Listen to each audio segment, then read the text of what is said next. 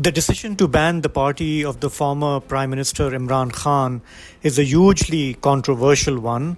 It'll be seen as undemocratic. It is a strong arm tactic to eliminate the opposition. Attempts by the government to isolate the party, diminish its stature, to corner it, have only helped to make it more popular in the eyes of the public, because the party has used these tactics to paint itself as a victim of state aggression and state operation. It comes after a very clear verdict by the Supreme Court last Friday, strongly in favor of the PTI party, saying that the reserve seats of women and non-Muslims should have gone to Imran Khan's party, and they should not have been divided amongst other parties.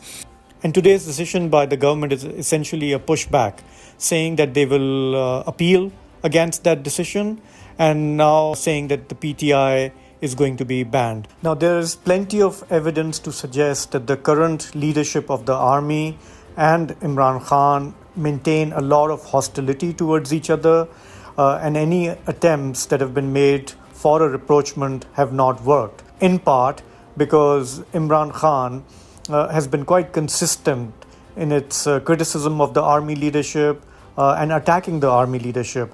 Even after the Supreme Court verdict, Imran Khan is reported to have said that he would like people responsible for snatching his party's verdict to be tried by Article 6. Now, Imran Khan's party found itself at the receiving end of a possible ban last year after the violence on May 9th in Lahore and Peshawar and other parts of the country, and the PTI, his party, was blamed for it, and a number of their leaders were arrested, their workers were arrested. There was a state crackdown against Imran Khan's party. Many of these people are still behind the bars, or they are facing, all sorts of cases for violence. Some of them are even facing military courts. At the time, the civilian leadership entertained the idea of banning the PTI, but in the end, they backed off.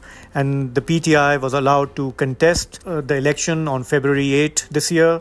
They did surprisingly well, despite all the attempts to suppress them, to isolate them. The current civil-military dispensation finds itself in a dead end. They seem to have run out of ideas on how to control, how to manage the situation. The announcement that they are now seriously thinking about banning arguably the largest political party in the country and in the parliament, will be strongly criticized, and it is even unlikely to go through, because it'll be interesting to see what the coalition partners have to say about it, especially the Pakistan People's Party, which claims to stand for democratic principles and publicly frowns on totalitarian tactics. It'll be interesting to see to what extent they back this decision, or whether they are also under pressure from the military leadership to go with this. But a bigger question is about the Supreme Court.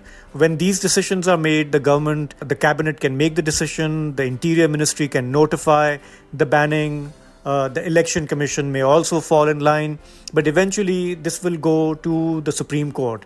And seeing how the recent case has panned out, the decision in favor of the PTI, most of the judges saying that PTI exists as a political party, it should not have been prevented from contesting the election under its symbol, and so on and so forth. It is highly unlikely that the current Supreme Court will validate this highly controversial decision by the government to ban the PTI. So the government could try. It is not going to go well with other institutions of the state. It is certainly not going to go down well with pro-democracy forces in the country, but it shows the desperation on the part of the civil military leadership in the country at the moment, and this does not bode well for the challenges Pakistan faces. It will only lead to more chaos, more instability, and bringing Pakistan closer to a totalitarian state.